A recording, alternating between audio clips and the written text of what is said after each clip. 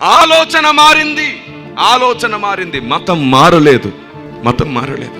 మా ప్రార్థన గదిలో మోకరించినప్పుడు మాకు కన్నీళ్ళే వస్తాయి. ఎందుకంటే ఎప్పుడు నా దేశానికి సువార్త అర్థమవుతుంది, ఎప్పుడు నా దేశానికి, మతానికి, కులానికి, దేవునికి మధ్యలో ఉన్న వ్యత్యాసం ఎప్పుడు అర్థమవుతుంది.